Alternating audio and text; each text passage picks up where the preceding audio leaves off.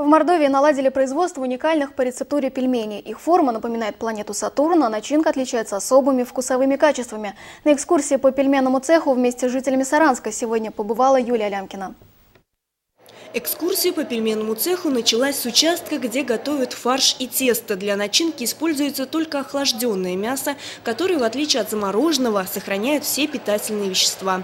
Добавляются специи. Для теста же, чтобы получилось тонким и вкусным, используется натуральное яйцо и пшеничная мука высшего сорта. Пельмени, как продукт питания, издавна известны на Руси, популярны и востребованы. Длинными зимними вечерами семьи собирались за большим столом и лепили пельмени.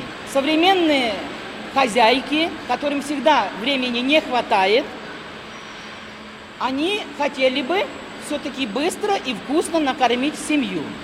Вот тут-то пельмени и выручат. Пельмени ладные да складные лепят в форме планеты Сатурн, то есть совершенно круглые. Именно поэтому под очень тонким слоем теста получается больше сочной мясной начинки. И она, кстати, разнообразная. Традиционные пельмешки из свининки и говядинки, складненькие да ладненькие. Для тех, кто любит поострее, из говядины начинка с добавлением перчинки. И уникальное диетическое решение с куриной грудкой нежные. Богатый опыт в искусстве изготовления пельменей и современные новые технологии позволили нашим специалистам холдинга «Мордовский бекон» в этом году, в мае месяце, разработать, утвердить и выпустить на рынок новую линию пельменей, бренд. Это пельмени ладные да складные. Каждый пельмешек весит примерно 10 граммов. После лепки их замораживают и упаковывают.